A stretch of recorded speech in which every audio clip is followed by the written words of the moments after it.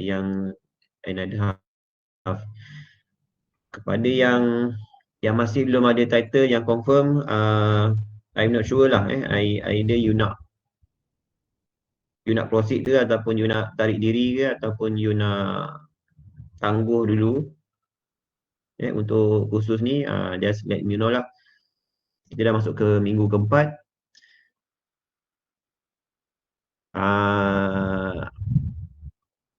Progress tetap kena ada lah.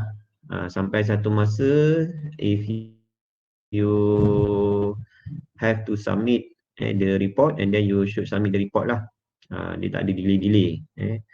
Siapa yang dah berada, walaupun you all dah ada confirm title tapi belum mula lagi, sekarang dah minggu keempat.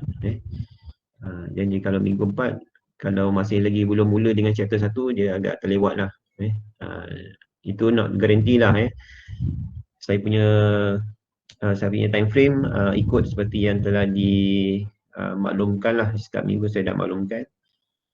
Daripada minggu pertama, I have remind you have to start your project on the first week lah. Then after that you can follow the schedule. So schedule tu memang sangat tight lah. Macam saya katakan, setiap minggu tu perlu ada progress. Kalau tidak, dia akan membebankan pada minggu-minggu yang seterusnya lah. Okey, untuk projek nantilah kita sambung perbincangan petang nanti. Today kita ada topik yang perlu belajar lah untuk diguna pakai dalam proses reka bentuk. Okey, for those yang hadir pada yang lepas, I hope you already understood lah the chapter 1 and then the other half for the chapter 2, dan today we proceed dengan the other half lah untuk chapter 2. Yang lepas kita dah sampai ke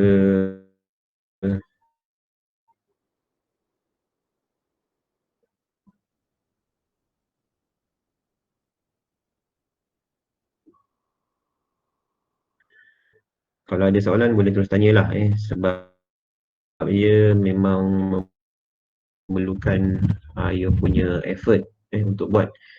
Ini just panduan effort lah to apply the design tool dalam you punya process of design lah.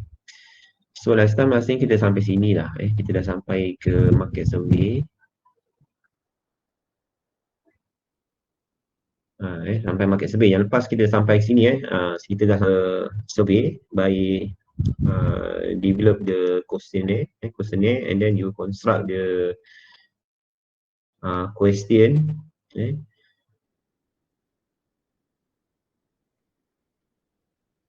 and then you distribute the questionnaire lah to your punya potential respondent, and after that you collect the questionnaire from the respondent and then do the analysis lah.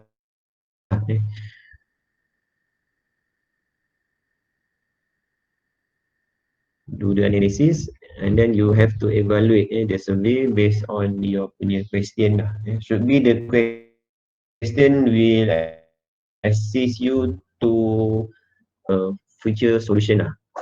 Yang contoh-contoh yang lepas pun saya dah start survey lah. So kalau tak clear kena beritahu lah supaya saya boleh terangkan lagi sekali.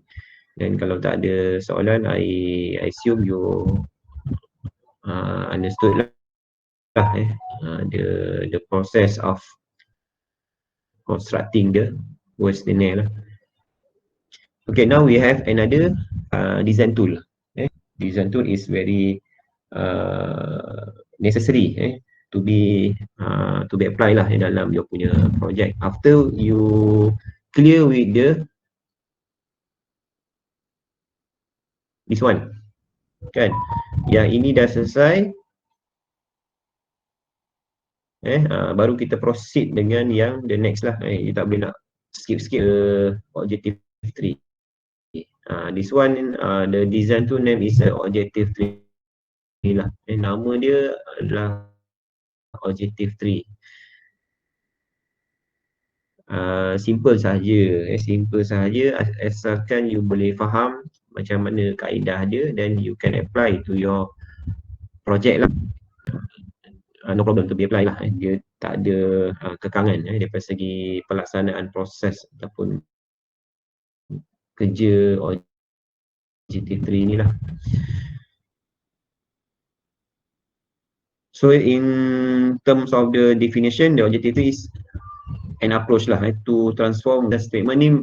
Maksud dia adalah when you construct the survey kan, you akan dapat the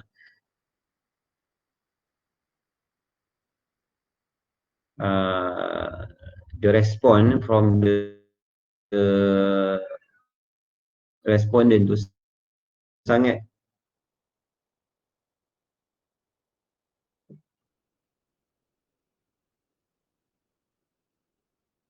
not clear lah, not clear. So after kita dah dapat satu conclusion daripada sini, daripada questionnaire ni, jawapan-jawapan daripada customer tu untuk diterjemahkan dalam that's why weak design statement. Weak design statement ni from the customer lah, from the customer. Actually customer ni can be anyone, dia boleh jadi orang kampung pedalaman, dia boleh jadi orang yang tak pernah tahu apa-apa pun, ataupun dia boleh jadi orang yang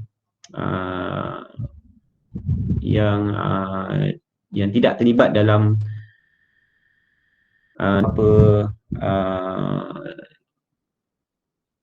teknikal lah, yang lebih kepada teknikal, benda-benda yang melibatkan penggunaan engineering, penggunaan term-term yang kita biasa guna pakai. Biasa responden ni orang awam, bukan macam you all ataupun kita ni lah yang lebih kepada engineering background kan, fahamlah istilah-istilah yang perlu diguna pakai. That's why daripada statement yang daripada customer tu will be variety lah, pelbagai. Dia akan pelbagai information. Then your task is to transform that statement from the customer into more specific customer requirement. Yang ni kita nak, customer requirement yang kita nak. Contoh dia, customer kata current product is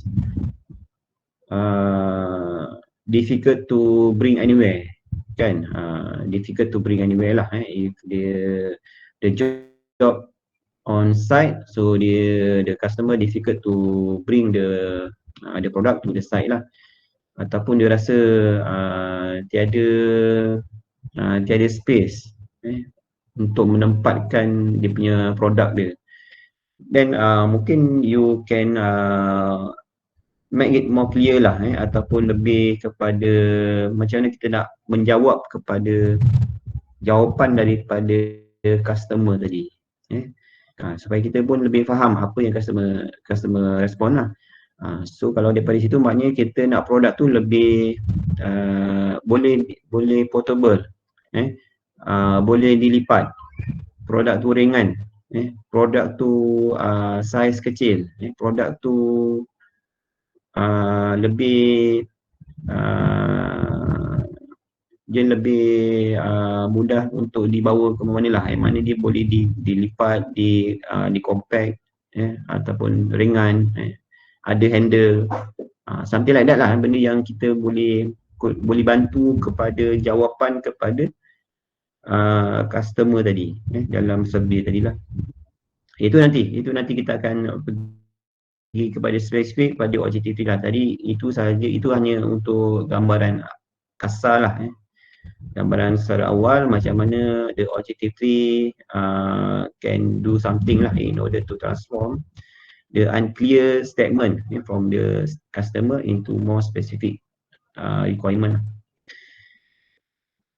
Ini contoh dia, make vague statement. What is mean by that statement? Maknanya you kena fahamkan apa yang disampaikan oleh customer ataupun responder lah, sebab kita dah buat dia punya market survey, and then from the market survey we call all the information from the customer is respondent lah, respondent. Then kita boleh pecahkan jugalah why, how and what lah, in order to assist you to clarifying the design objective lah. Nanti kita akan tengok cara dia. Cara dia biasalah objective ni for the first illustration, of course lah, nama pun objective 3, maknanya dia berbentuk pokok lah. Dia akan berbentuk pokok macam ni. Bentuk pokok macam ni. Doktor? Ya. Kawan saya ada request nak masuk.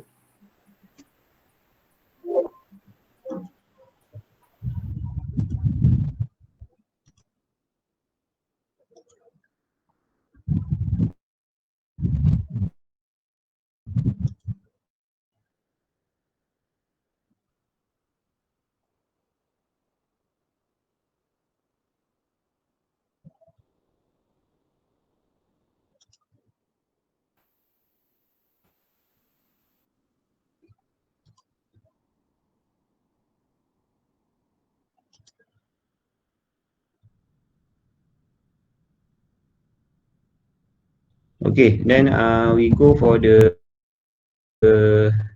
procedure lah. Procedure ni adalah design list of design objective yang mana you will prepare lah a list of design objective.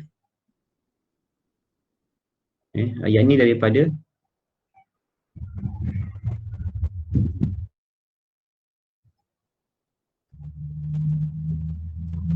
survey tadi. Nak buat lagi lah sebab you dah boleh ambil sahaja daripada info daripada sini kan.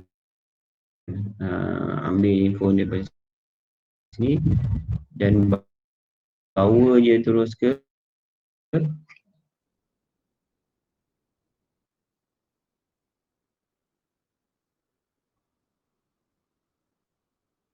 sini, bawa ke sini, nombor 1.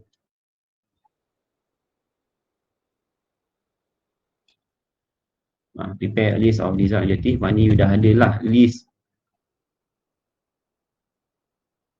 of design objective from the customer lah. And then you do the next, second is order the list into set of higher level and lower level, maknanya you kena susun nanti. You kena susun and draw a 3 objective, yang 3 tadi lah. You kena drawkan objective 3. And then untuk showing hierarchy, nampak overview dulu supaya nampak apa sebenarnya yang cuba dimasukkan oleh objective 3 ni lah. Okay, ni step dia. Inilah mana step tadi kita dah katakan. Ini daripada market survey tadi. Survey. Daripada survey, and then ini tak ada masalah lah. Once you have the information from the, we allocate the information in the step 1, and then you do the hierarchy lah.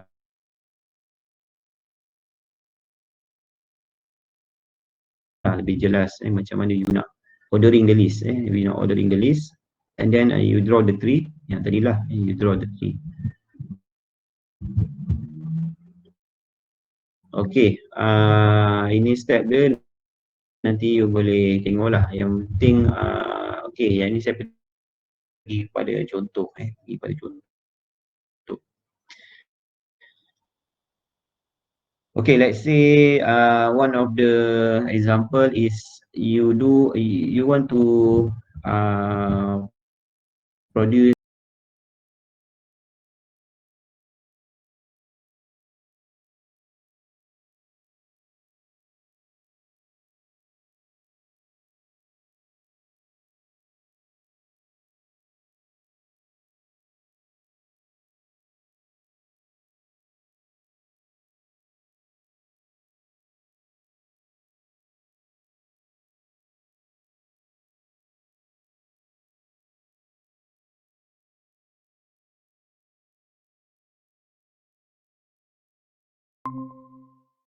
okay, mana yang perlu, mana yang perlu. Tapi that is your punya decision making.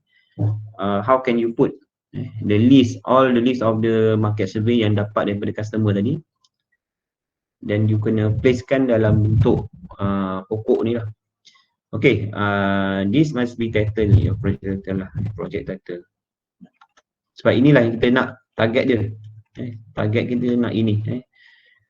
Kita main target adalah kita first objective. Your punya first objective ya. Semua objektif dalam punya project ni mesti satu saja, tak boleh banyak. Satu saja. You nak design apa?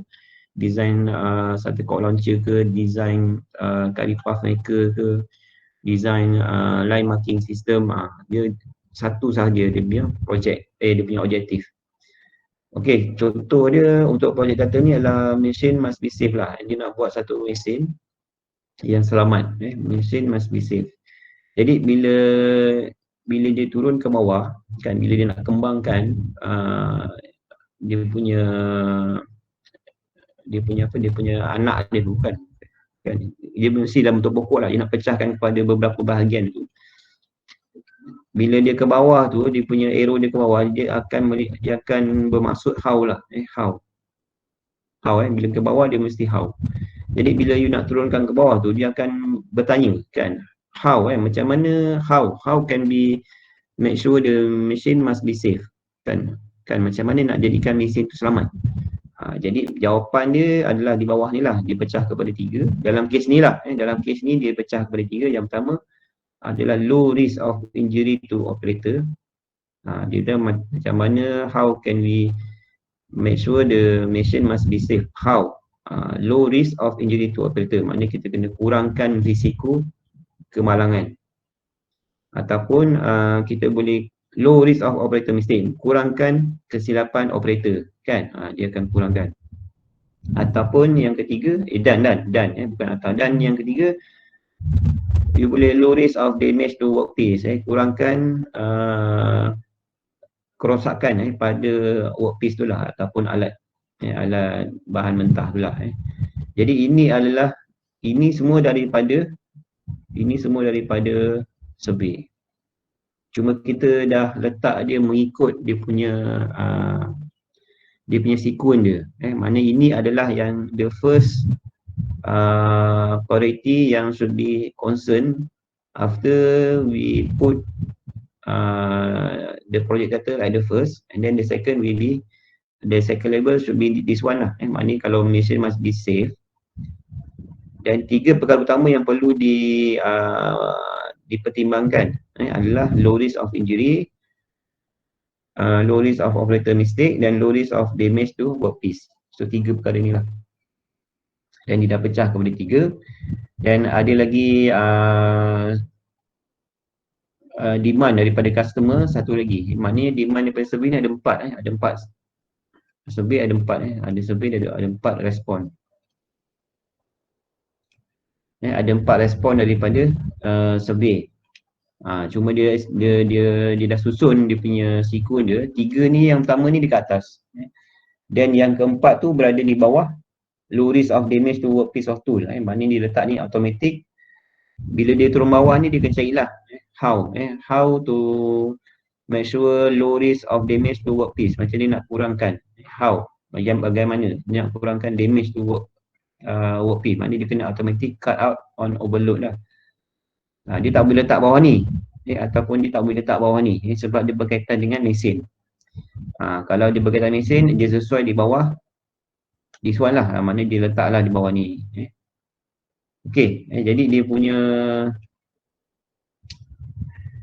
sequence dia 3 akan menjadi first level. And then dia ada satu lagi duduk kat second level. Kalau ada pecah lagi, maknanya ada pecah lagi. Ini baru 4, ini 4 respon. Kalau ada banyak respon daripada customer, you kena pecahkan lagi beberapa lah. Ada banyak lagi yang boleh kita pecahkan. Kalau turun ke bawah, dia akan how lah. How. Maknanya kalau kita baca daripada atas, how machine must be safe. Yang pertama, low risk of injury to operator, low risk of operator mistake, dan low risk of damage to workpiece. Dan macam mana kita nak low risk of damage to workpiece, kita how lah, dia tanya how lagi. So automatic cut out on overload lah. Kalau ada overload je, dia automatic akan tutup sistem tu. Itulah cara dia. Jadi inilah respon daripada 4 respon yang daripada survey customer tadi lah. Dan selepas kita selesai untuk objective 3 ni, so kita boleh semak, kita boleh semak sama ada kita punya susunan ni betul ataupun tidak lah. So kita baca balik daripada bawah, baca daripada bawah ke atas. Kalau betul, maknanya betul lah. Contohnya kalau kita baca bawah ni, paling bawah ni, yang inilah second level ni, automatic cut out on overload. And then dia punya anak panah ke atas ni, dia merujuk kepada why. Kenapa? Automatic cut out on overload. Kenapa? Kenapa nak kena tutup switch tu automatic sekiranya overload supaya dia boleh mengurangkan risiko. Inilah, ni jawapan dia. Boleh mengurangkan risiko of damage to workpiece lah. Dan bila naik atas ni kenapalah? Kenapa nak kurangkan risiko kan? Kenapa nak kurangkan risiko damage kepada workpiece? Supaya kita nak jadikan mesin selamat. Supaya mesin selamat lah. Inilah. Maknanya kalau dia betul-betul mengikuti dia punya flow tu kan, kalau daripada atas ke bawah how, kalau daripada bawah ke atas tu why. Okay, ini contoh simple je lah, simple je dulu supaya you boleh faham. Lebih complicated nanti bila masuk you punya title kat sini, you punya title dekat dalam ni, itu akan jadi complicated sikit lah. Tapi untuk yang ini, for the example, dia given simple case study lah kan. As long you boleh faham yang ni, maknanya you boleh faham untuk you punya project title. Okay, contoh lain dibagi berkaitan dengan safe ladder kan, dia nak buat safe ladder kan. Sama jugalah tadi kita tengok kalau daripada atas ke bawah, so dia akan tanya how lah. Tapi kalau daripada bawah ke atas, so dia akan why. Okay, boleh baca lah tengok contoh dia. Safe ladder, ini adalah you punya project title. Project title Okay, project title. So yang ini semua adalah daripada you punya survey tadi. Customer survey. Daripada customer survey. Dia dah listkan sini. Maknanya you kena susun dulu, dah susun baru you dah susun semua ni baru you jadikan dia dalam, ataupun you allocate dalam you punya design dalam you punya objective 3 lah. Maknanya contoh macam ni kan, ini semua adalah daripada customer survey. You kena susun semua ni dulu, dah susun baru you masukkan dia dalam objective 3 ni lah. Okay, contoh dia safe ladder kan. Apa yang kita nak dengan safe ladder ni? Dia nak safe, pertama dia nak safe, kedua dia nak marketable. Untuk elemen safe, dia pastikan how, macam mana how nak jadikan safe ladder ni safe. So the ladder should be stable and then stiff lah.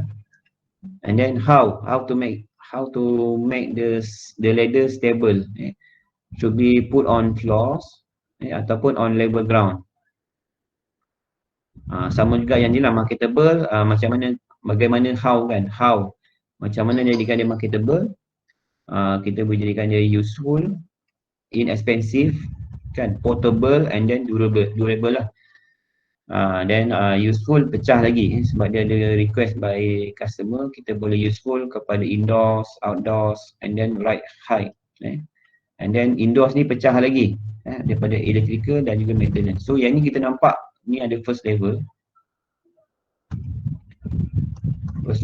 yang ni second level, yang ni third level, dan yang ni adalah fourth level.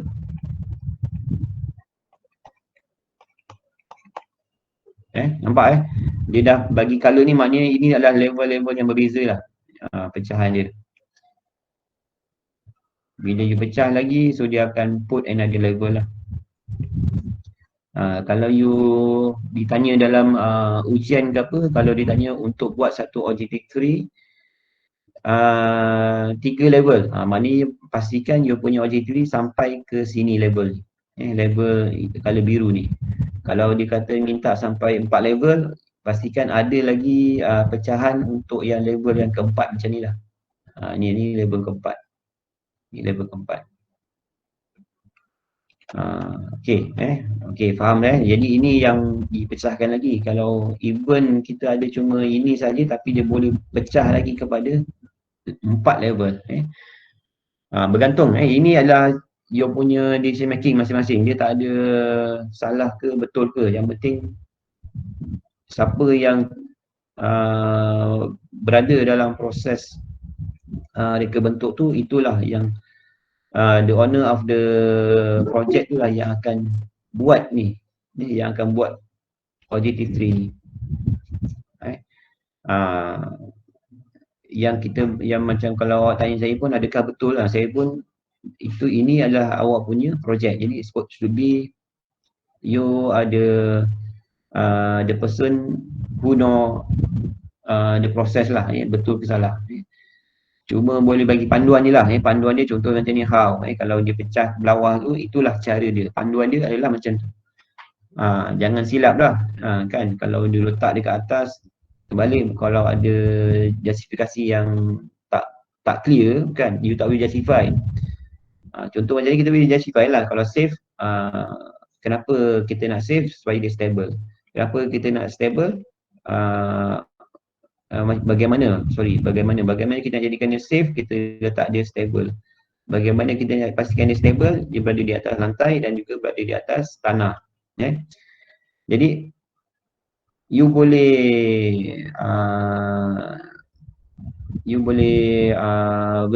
verify you punya objectivity tadi bila dah complete. You baca daripada bawah ke atas pula, kan. So dia akan refer kepada why lah.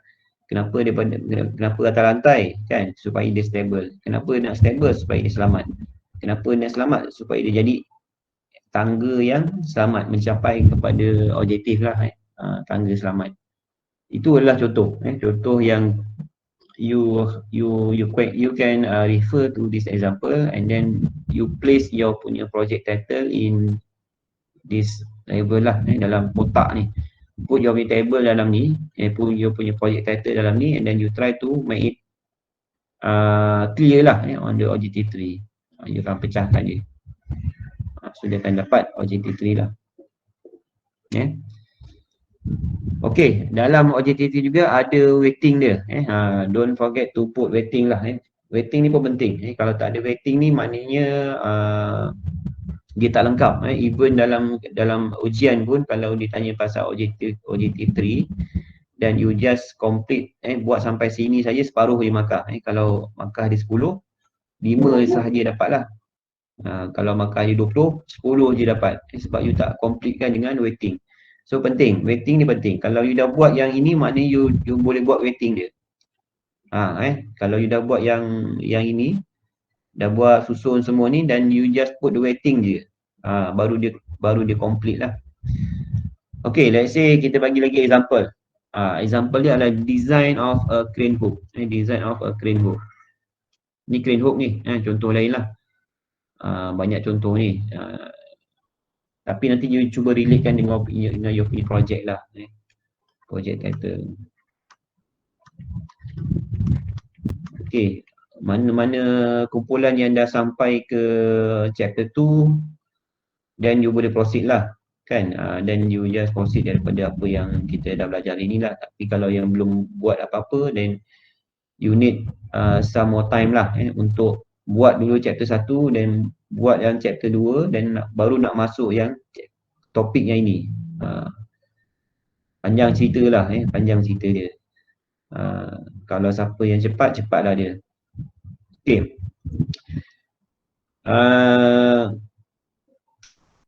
This one is a crane hook lah, jadikan sebagai case study. Let's say kita ini adalah daripada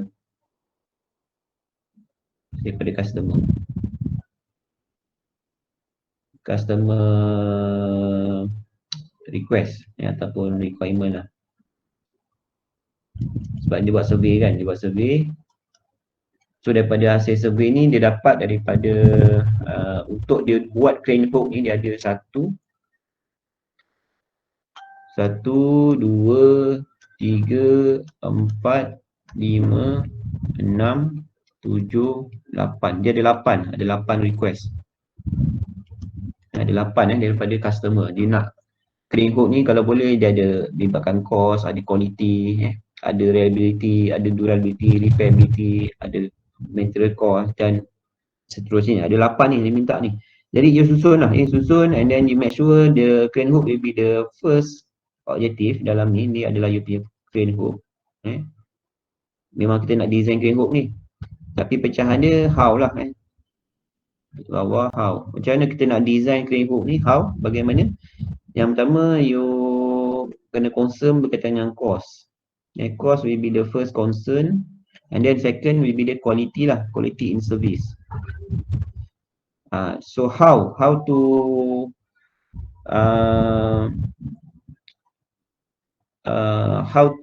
relate cost dengan crane hook ni, kan berkaitan dengan cost ni, how lah, bagaimana kita nak kaitkan cost ni dengan crane hook. Jadi dia melibatkan how. Pertama adalah material cost, material cost bahan, manufacturing cost pembuatan dia, and then ketiga adalah repairability, keboleh repairkan dia, keboleh perbaikan dia lah. Jadi ini berada di bawah cost lah. Kalau macam mana kita nak pastikan cost kepada crane hook ni, bagaimana dia libatkan material cost, manufacturing cost dan juga repairability lah. Untuk quality in service, how? So memastikan dia ada durability dia, kena tahulah durability, reliability dan juga time to produce lah. Time to produce. Maknanya dia ada masa bila dia boleh hasilkan. Jadi inilah yang kita nyatakan how. Dia duduk di bawah quality in service. Kalau ketiga-tiga ni boleh memenuhi pada quality in service, so dia akan menjawab kepada reka bentuk crane hook ni lah. Ini adalah OJT 3. Tapi untuk weighting, untuk weighting yang kita nak masuk sini adalah weighting. Macam ni kita nak letak weighting. Untuk yang first ni dia akan 1.0 lah. Untuk yang first ni, untuk label yang pertama ni 1.0. So yang tadi kita pecahkan tadi kan, ini adalah label first label, yang ni adalah second label. So dalam ni dia ada 2 label je. Dia ada 2 label sahaja dalam ni. Dia ada 2 label sahaja, first label dan second label. Dan kita pecahkan yang ini sebab dia ada kaitan. Okey, yang atas tadi 1.0 sebab dia seorang dia. Dia seorang. Kalau ada kek tu dia seorang makan. Kan? Ada kek tu dia seorang makan. 1.0. So yang label yang pertama ni, ni kalau bangunan ni label G lah, ground floor lah kan. G, dia tak dikira pun, dia tak kira label. Dia mula label pertama tu yang ni, yang pecahan yang pertama tadi. So bila dia pecah yang kedua tadi, dia ada pecahan kepada 2, cost dan juga quality in service. Jadi total mesti sama dengan 1. 1. Kalau tadi dia total sama dengan 1. Yang ni pun sama 1. Jadi kalau sini you letak 0.6, sini 0.4 lah. Kalau sini 0.5 kan, sini 0.5, sini 0.5. Kalau sini 0.8, sini 0.2. Kalau sini 0.9, sini 0.1. Asalkan bila you total up 2 number ni dia akan equal to 1 lah. Itu kalau 2, pecahan kepada 2. Kalau pecahan kepada 3, maknanya kena pecah kepada 3 lah. Dia punya pembahagian dia, tapi make sure bila you total up, dia punya total tu dia akan equal to 1. 1.0. Okey, faham kalau you pecah pada 5 pun kan, bawah ni first label ni pecah pada 5 pun, dia mesti total pun 1. Sama macam ni lah. Macam ni kalau kita pecahkan juga kepada yang ni, ni antara ada 2 bahagian ni lah. Ini 2 bahagian. Kan, 2 bahagian. Kalau yang ni ada banyak bahagian ni. Nanti kemudian itu nanti. Okey, kita dah nampak okey. Yang ni kita pecah pada 2 bahagian. 1 bagi kepada 2 lah, sama ada sini 0.6, sini 0.4 lah. Yang ni bergantung pada your own decision. Ini semua decision, your punya decision. Kita tak ada rigid yang ni berapa, yang ni berapa, yang ni berapa. Awak yang tentukan berapa. Awak yang tentukan berapa. Kalau rasanya cost is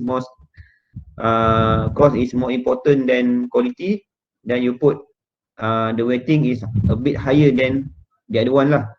Kalau sini cost rasa penting lah, letaklah sini 0.6, sini 0.4 lah.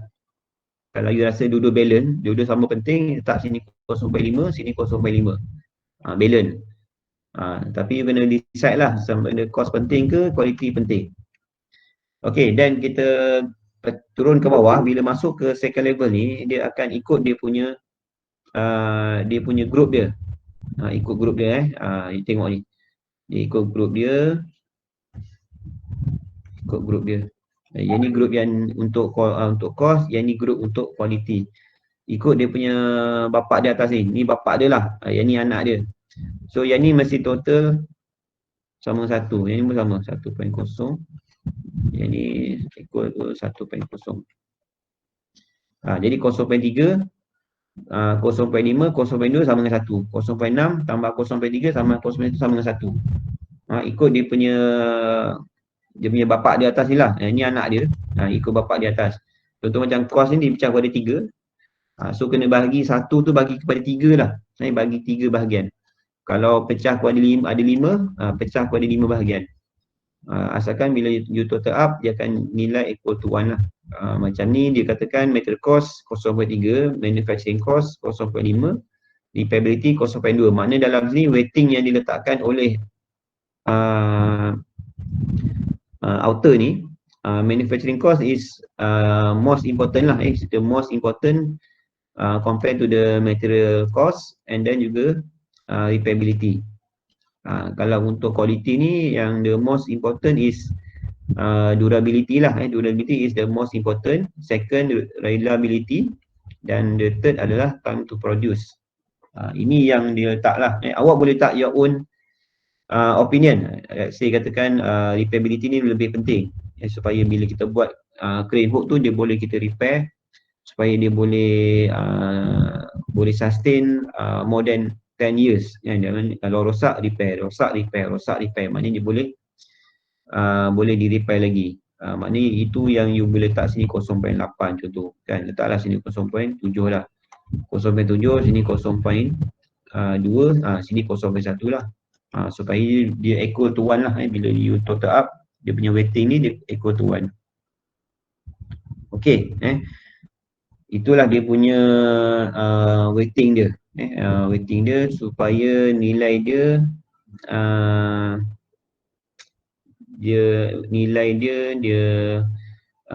setara lah. Okay, boleh faham Kalau tak faham boleh tanyalah. Sebab ini pun penting ni, supaya boleh buat your own OJT3 untuk projek masing-masing.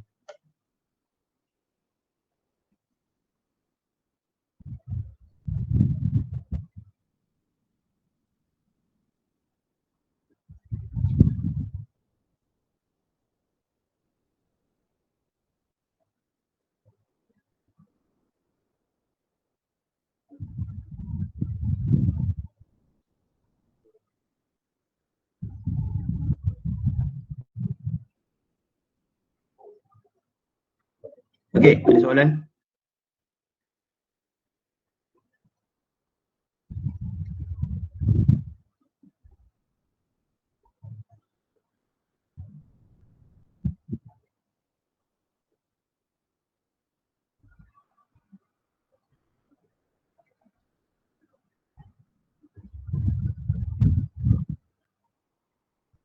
Ada soalan?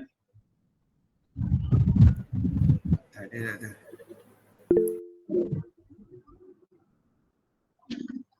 Okay.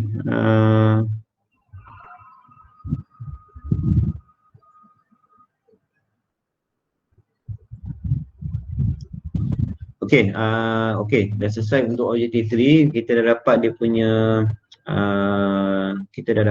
punya list of OJT3 ni.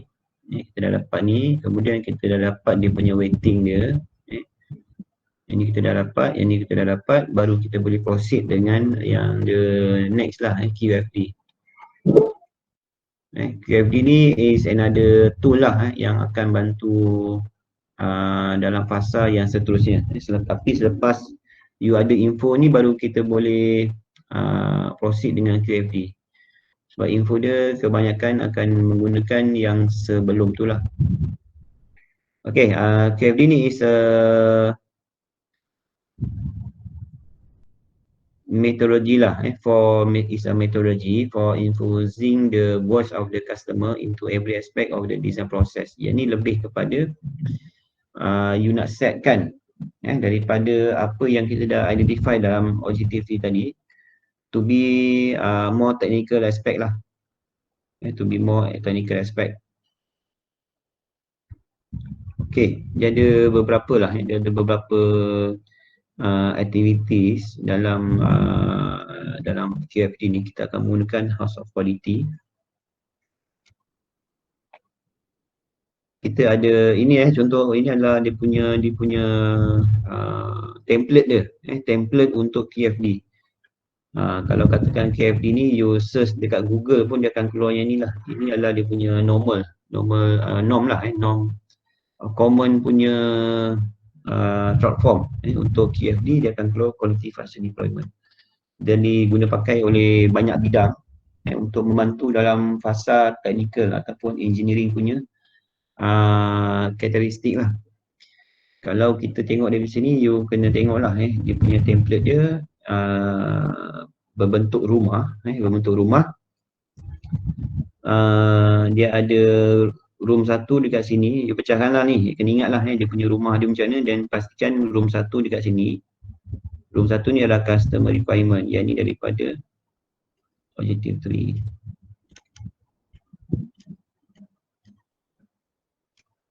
Objective 3 yang ni daripada waiting tadi. Waiting Objective 3.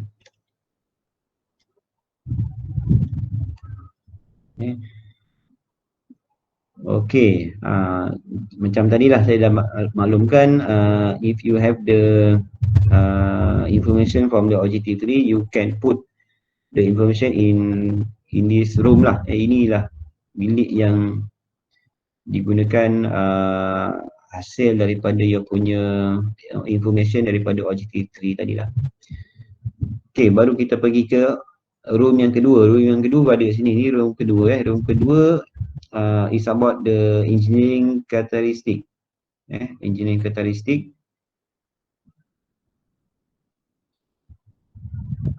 Engineering characteristic, room nombor 2. So dia akan translate lah. Ni how. Tadi what lah, apa yang customer nak, apa customer nak, and then how lah, how nak jadikan dia. So ini yang akan you masukkan nanti. Nanti kita akan tengok contoh. Yang ni cuma kena hafalkan dulu kan, untuk template House of Quality ni.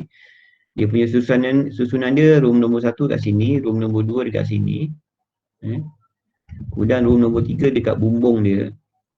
Yang ni dipanggil correlation matrix. Correlation matrix.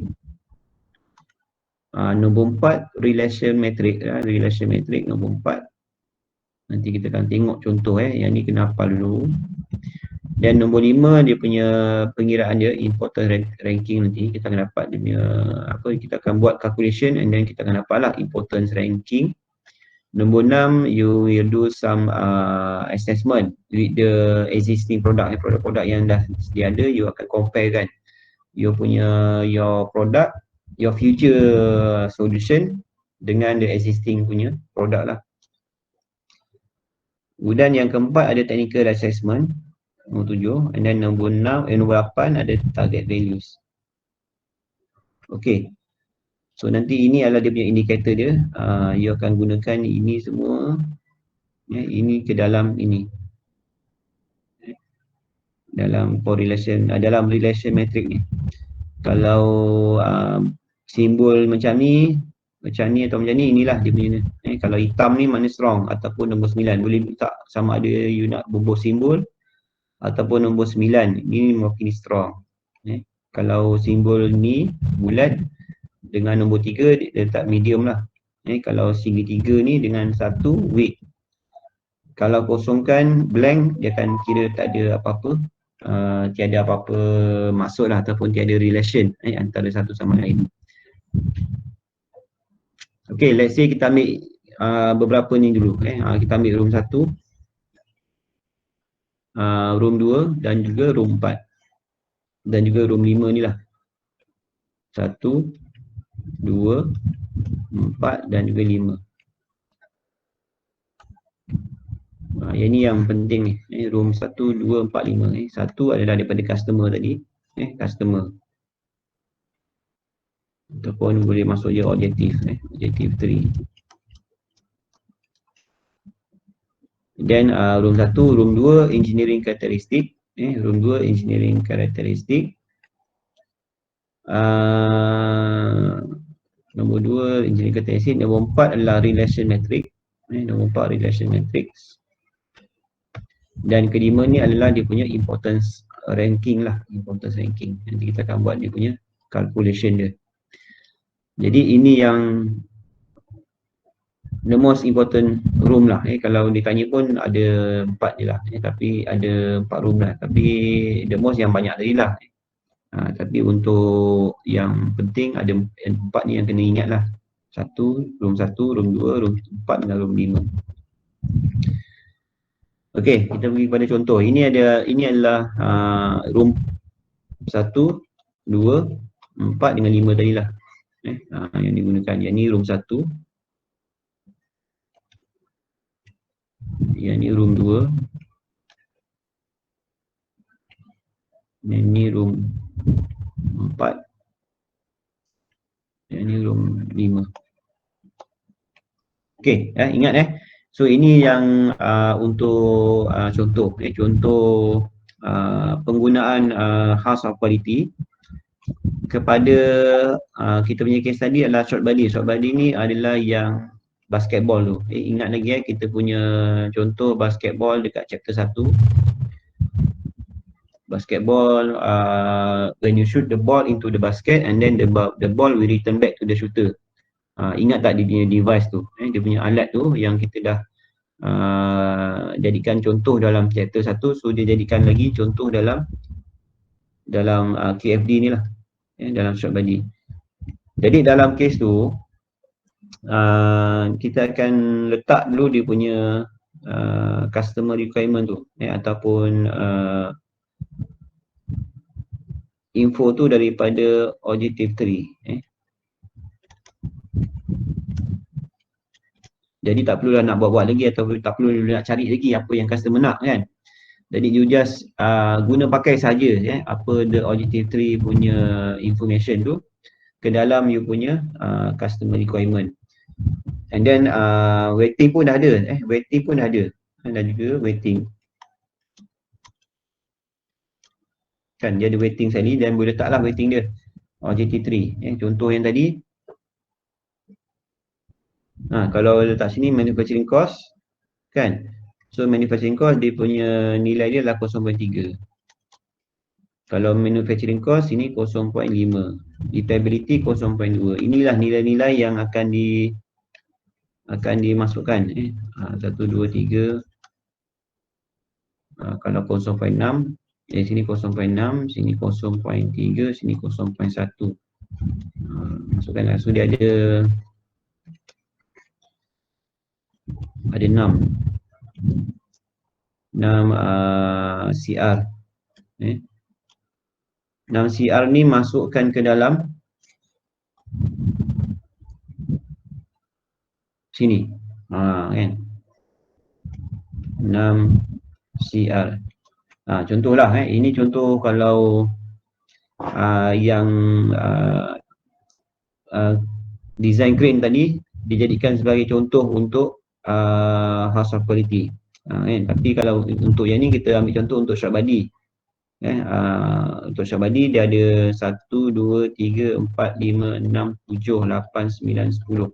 Dia ada 10 ada 10 CR beserta dengan dia punya waiting dia lah. Waiting dia. Ini dah ada. Cuma yang ini sahaja yang you kena fikirkan apa the possible engineering characteristic yang boleh digunakan dalam you punya projek lah. Ni R2. Room yang kedua ni dia memerlukan you punya opinion. Ini dibuat sendiri daripada project owner lah. Project owner apa yang rasanya perlu diletakkan, and then itu yang you kena letakkan. Dia tak ada bilangan, dia tak ada limit lah. You boleh letak berapa banyak pun, letak 3 ke, 4 ke, 5 ke, 10 ke, tak kisah. Yang penting ada. Nama dia adalah engineering characteristic. Maksud dia adalah setiap term ataupun setiap kriteria yang you letak dalam ni, ini adalah engineering characteristic. Karakter engineering tu. Macam mana kita nak tahu itu adalah karakter engineering? Dia ada unit. Dia ada unit ni. Ada unit. Contoh dia, cache area dia mewakili M square. Jamming probability dia mewakili persen. Kalau accuracy of ball return dia mewakili meter. Ini adalah yang menunjukkan ini adalah elemen-elemen engineering characteristic ataupun EC lah, engineering characteristic, EC. Yang ni you kena buat sendirilah, bergantung pada projek masing-masing. Kalau ada menggunakan motor, mungkin dia ada guna RPM, berapa RPM, berapa horsepower kan, kalau guna motor lah. Kalau dia ada guna gear semua kan, berapa bilangan gear, berapa diameter gear, yang tu boleh jadikan dalam EC ni lah. Yang penting EC ni mesti ada unit lah, mesti ada unit. Macam average time to return ball, dia ada masukkan elemen second. Anak panah ni mewakili, kalau atas lagi, contoh dah M square ni, kalau cache area ni lebih besar lagi bagus lah. Lebih besar lagi bagus. Kalau jamming probability ni, kalau anak panah ke bawah, kalau kurang persen ni lagi bagus. Kalau accuracy of ball return ni, kalau lagi besar dia punya meter je, lagi bagus lah.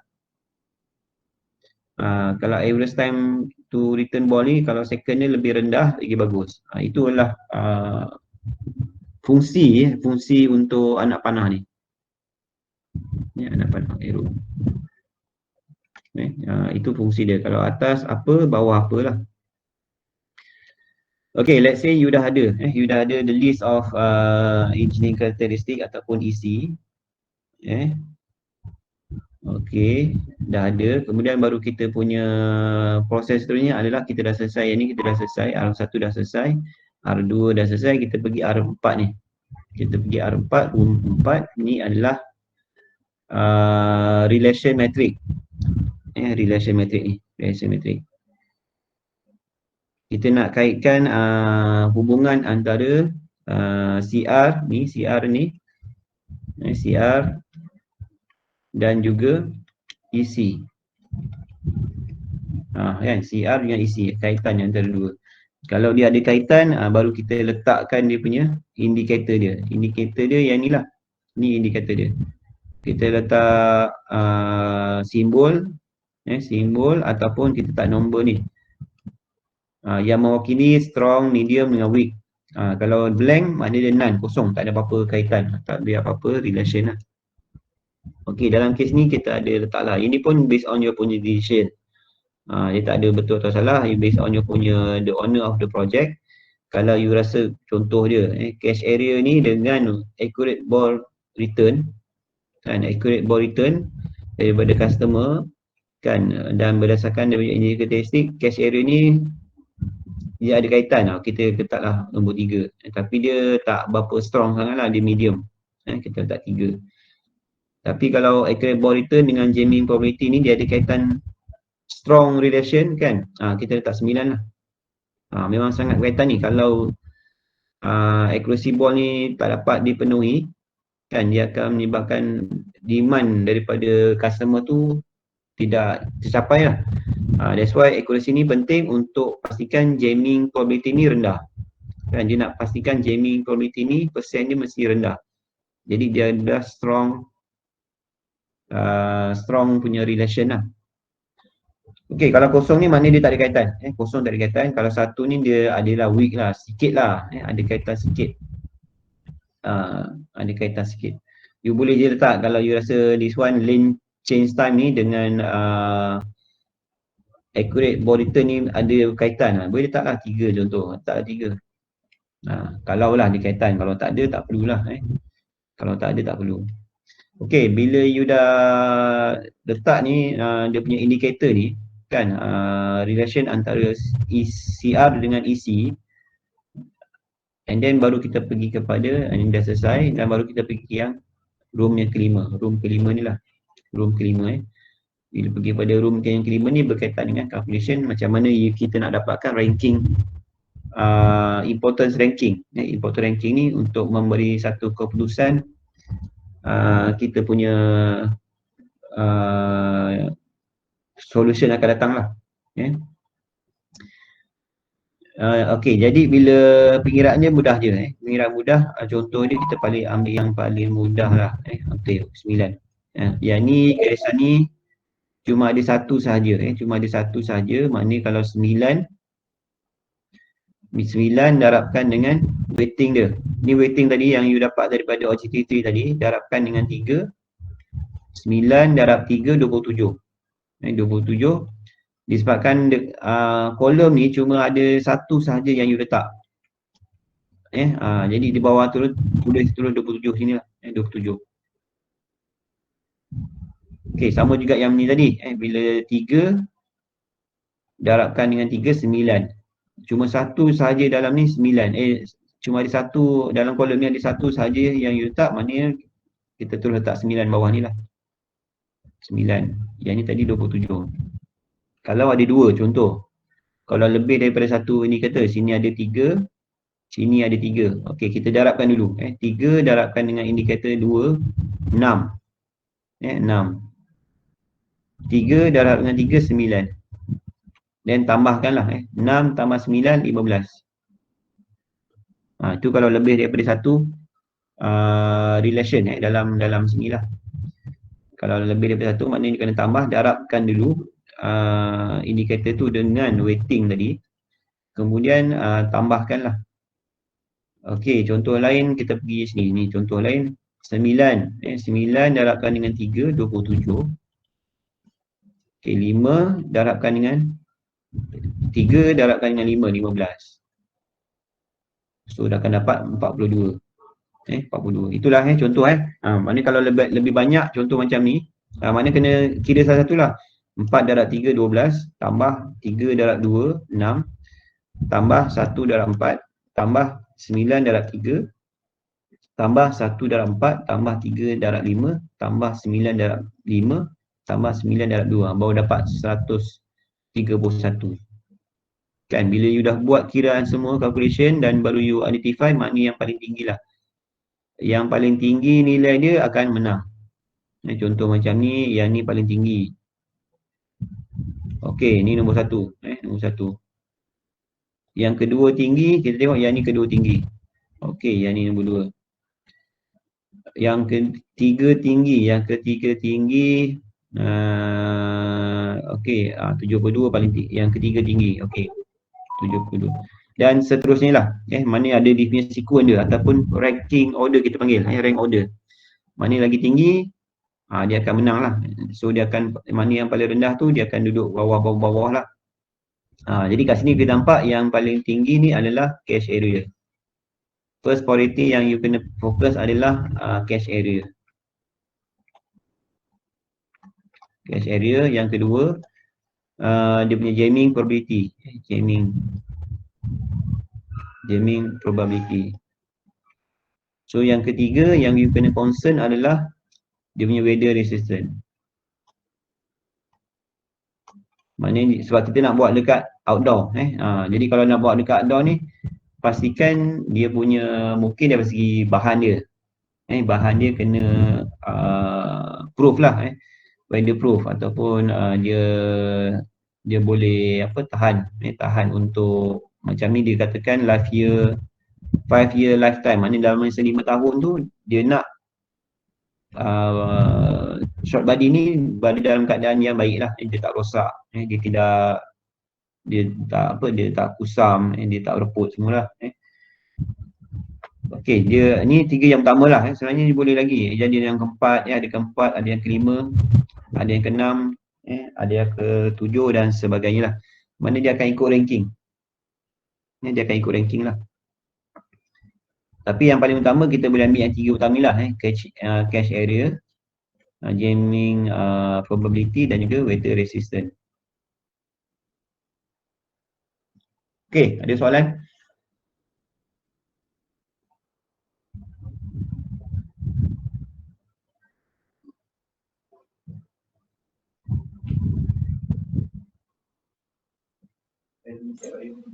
Tak ada.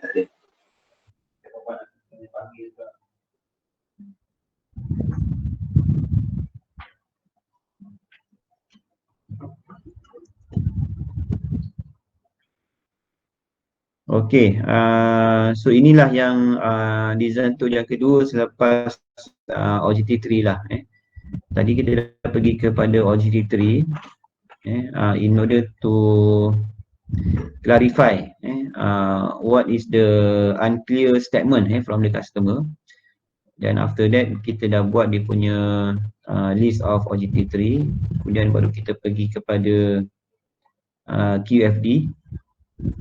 Dan QFD ni dia akan membantu dalam fasa untuk mengubahlah ataupun transform what is the customer requirement into the engineering characteristic. Ni characteristic ni technical, benda-benda technical. Benda technical lah, macam kita nak katakan kalau you beli produk, contoh beli komputer kan, you beli komputer ni kan, apa yang you akan tengok daripada komputer tu? Kita tak tengok daripada segi dia punya dia punya bentuk dia sangat kan.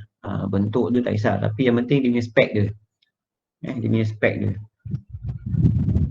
Kita nak tu spek dia. Dia punya spek dia supaya dia memenuhi kepada kehendak kita. Supaya kita, contoh kita nak install SolidWorks punya software.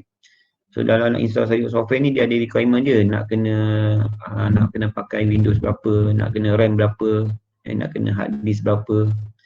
Jadi bila kita pergi ke kedai, kita akan cuba request spek yang boleh memenuhi kepada kehendak kita ni. Kita nak apa? Kita sebagai customer, kita nak spek macam mana? Itu spek tu yang kita akan terjemahkan, kita akan terbitkan dalam engineering characteristic ni. Maknanya kalau dalam kes dia punya projek, bila you hasilkan produk tu nanti, so produk tu mesti ada spek dia yang boleh menjurus kepada permintaan customer tadi kan, daripada segi dimension dia, mungkin daripada segi motor dia berapa horsepower, motor dia berapa RPM, ataupun atau ada guna torque berapa torque yang diperlukan untuk menggerakkan roda dia kan. Jadi itu adalah elemen-elemen yang kita kena identify dalam engineering characteristic ni. Itu dia kita panggil technical specification lah. Tapi dalam ni yang kita daripada sini kita tahulah, the first yang kita identify adalah cache area tu. Yang penting cache area kena besar. Bila kita dapat buat cache area ni, maknanya dia memenuhi kepada beberapa kehendak pelanggan tadi. Contoh kalau kat sini tadi dia memenuhi kehendak yang customer ada request untuk accurate ball return. Customer nak pastikan bola tu betul-betul accurate, datang tepat kepada customer, kepada player. Ataupun yang paling strong apa? Ni store in garage. Dia nak yang paling strong ni store in garage. Dia nak pastikan bila kita dah tak guna alat tu, dia boleh simpan dalam store ataupun dalam bilik lah. Yang ni adalah nombor 9, boleh dilipat contohlah kan. Mungkin kita boleh buat jadi kabel tu boleh lipat. Tapi itu masuk dalam cache area lah. Cache most short lah kan. Bila kita baling dia boleh bantu kita bola tu masuk dalam apa channel ataupun jaring tu supaya bola tu boleh patah balik kepada kita. Dan baling macam mana pun bola tu tetap akan masuk lah. Maknanya dia nak bergantung catch area ni kan, dengan saiz yang lebih besar, maknanya lagi baiklah bola tu untuk masuk ke dalam jaring yang kita buat tu. Kalau jaring dia kecil kan, susahlah bola tu nak masuk dalam basket pun susah, nak masuk dalam jaring yang kita buat pun susah. Tapi kalau dia boleh fikirkan catch area tu lebih besar kan, the bigger catch area, so better for the short body ni lah. Jadi itu contohlah. Jadi bila itu yang contoh untuk catch area. Sama juga untuk jamming probability, dia akan masuk ke yang kedua concern yang perlu difikirkan, perlu diambil kira lah dalam penghasilan short body ni, jamming probability. Dan yang ketiga tadi adalah weather resistant. Kita nak letakkan this short body untuk outdoor punya activities. Dan seterusnya kita boleh concern juga yang keempat. Yang keempat ni berkaitan dengan sensing. Yang kelima berkaitan dengan material toughness. Yang keenam tadi berkaitan dengan material rigidity. Dan seterusnya lah. Ini adalah dia punya sequence dia. Mana yang perlu, paling perlu kena fikirkan dulu. Paling perlu tu kena fikirkan dulu, dan yang less perlu tu kita akan fikirkan kemudian. Okay, kalau ada soalan boleh tanyalah. Yang ini adalah room ketiga. Room ketiga, yang ni tadi room kedua. Okey, yang ini tadi bila kita buat dia punya bumbung tadi, kalau kita tadi kan kita ada bumbung dia. Kita ada bumbung dia. Cuma tadi kan, ini adalah room 3 ni adalah correlation matrix. Untuk yang case study tadi kita dah tinggalkan dulu bumbung dia, dan bila dah selesai baru kita masukkanlah, kita tambahkan bumbung dia. Bumbung dia R3. Ni bawah ni R2 tadi, ni R2.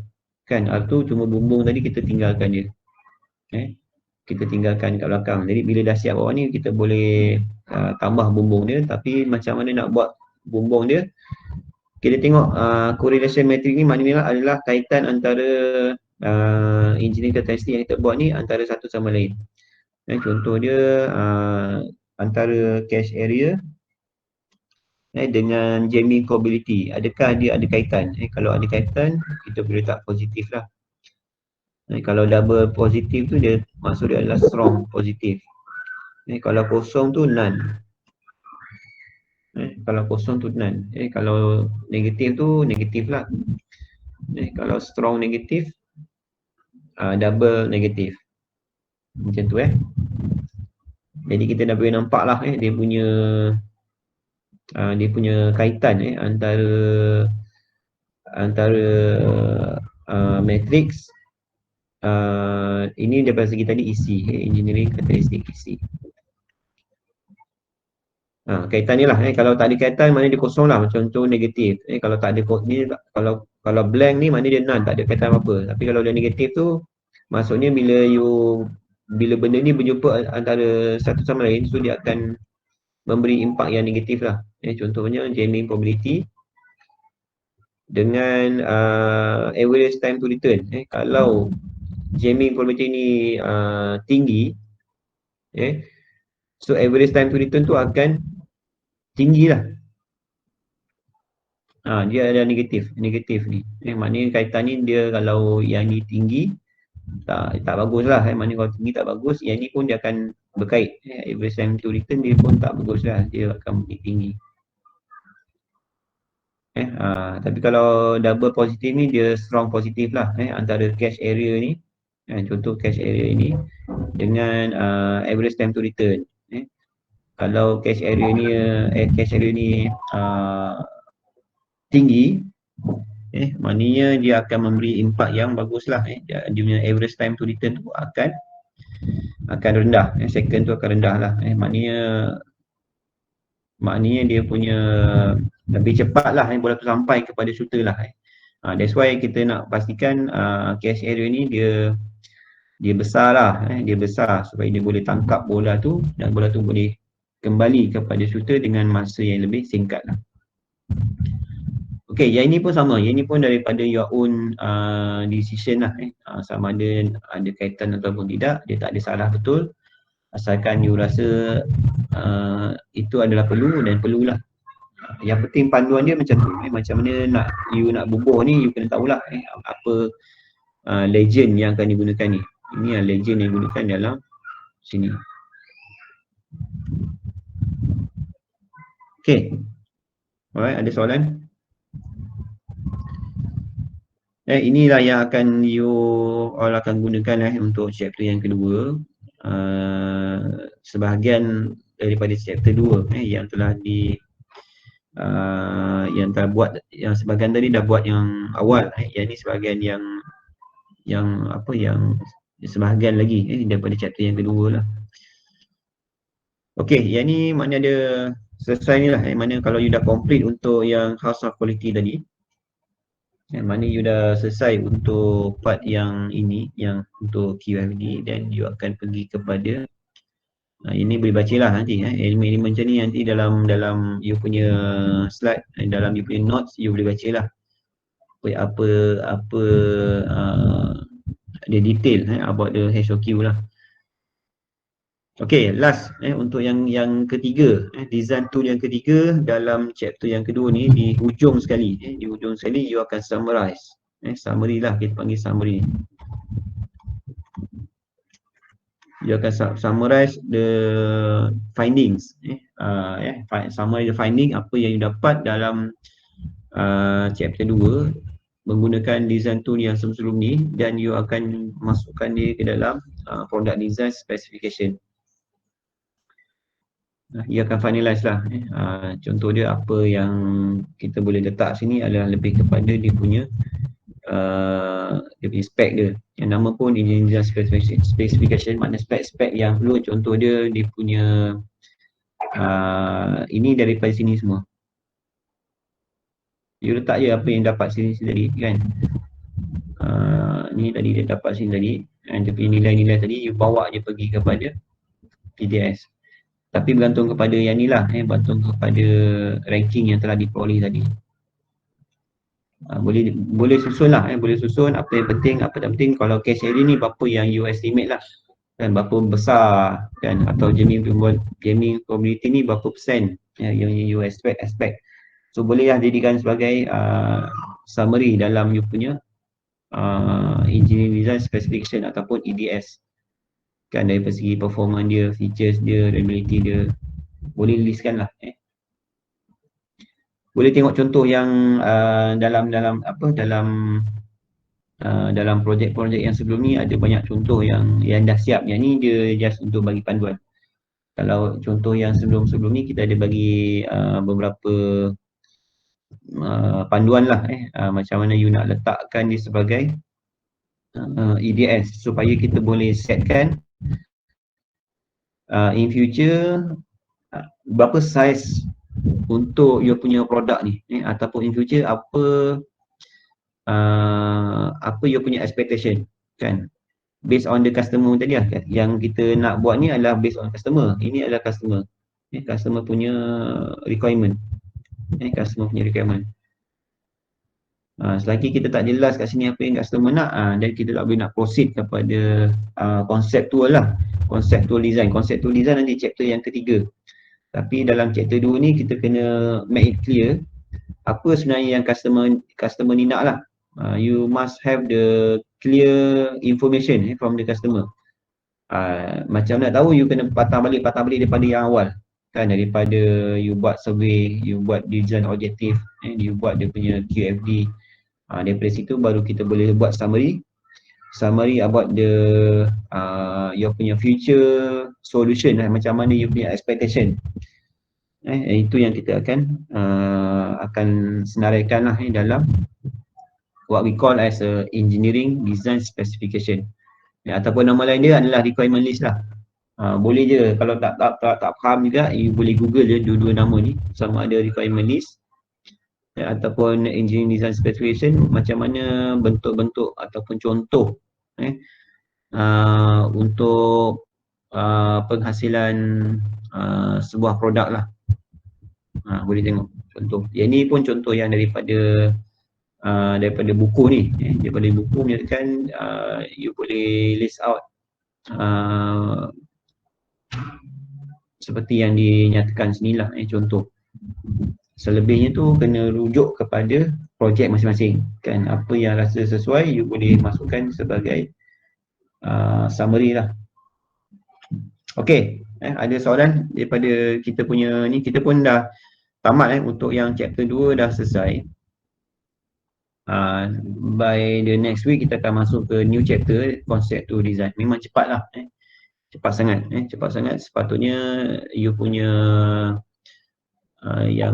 you punya expectation untuk project report dah sampai ke chapter 2 lah, dah masuk chapter 2 dan you minggu ni you dah boleh proceed dengan topik yang baru lah, yang kita belajar hari ni.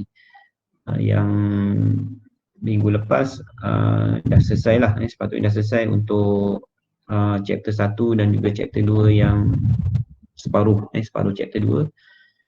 Minggu ni boleh selesaikan lagi separuh chapter 2 dan minggu depan baru kita masuk yang chapter ketiga lah. Okey, ada soalan? Kalau ada soalan boleh tanya dulu sebelum kita akan tamat awal lah ni. Kita dah tamat dalam pukul 11.30 ni paling lambat pukul 11.30. Cuma saya tunggu soalan. Kalau ada soalan boleh tanyalah.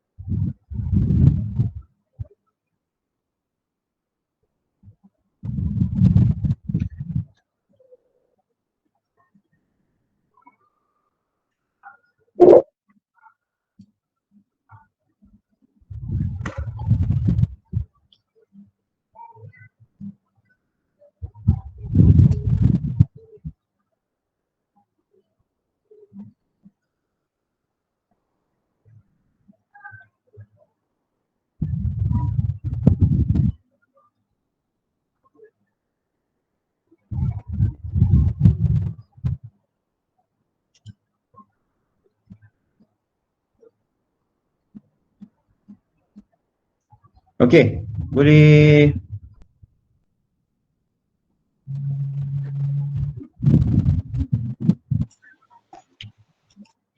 masih ada lagi? Ada. Ada doktor. Okey, alright. Jadi untuk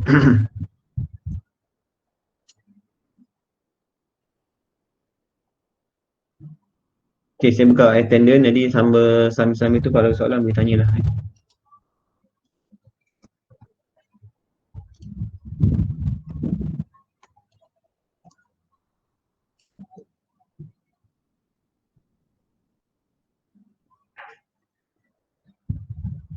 Doktor, Ya.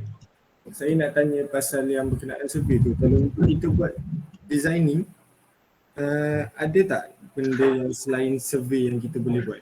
Kalau macam kita tak buat survey tu, kita boleh buat benda lain tak? Untuk khusus ni memang kena, wajib. Survey tu memang wajib. Maksudnya kalau macam selain daripada khusus ni, boleh buat benda lain selain daripada survey? Tapi kalau tak melalui khusus ni, you boleh guna ada approach lah. Contoh macam you buat interview ke, you buat collection from the customer complaint, ataupun you dapat direct daripada information daripada customer kan. Customer tu siapa-siapa boleh, daripada siapa-siapa yang you call as a respondent lah, yang boleh membantu dalam pencarian idea dalam you punya projek tu lah. Dalam apa method, asalkan ada third party yang involved dalam you punya dalam you punya projek ni. Tapi kalau untuk khusus ni, memang kena buat survey tu sebagai asas lah, supaya supaya kita tahu kan macam mana nak buat, contoh kalau kena buat survey kan, maknanya you tahu macam nak buat survey. Sebab buat survey ni penting juga tau. Jadi penting macam kita tak expect yang mungkin tak digunakan, tapi kalau kalau lepas ni you tiba-tiba kena buat survey ke apa, at least you tahu macam nak buat. Kita pun dah gunakan kalau dulu kena buat form, mana you kena buat isi kertas, dalam Word, kemudian you kena sebarkan. Tapi untuk yang the current punya trend ni, you just gunakan paling mudah, you boleh gunakan Google je, Google Form. Dan sebarkan melalui soft copy dan dapat terus dia punya result tu you boleh analyse. Tapi at least benda tu you kena tahulah, kena tahu macam nak buat. Kalau tak nanti susah jugalah kalau tak tahu kan. Okey, Dr. faham Dr. Terima kasih Dr.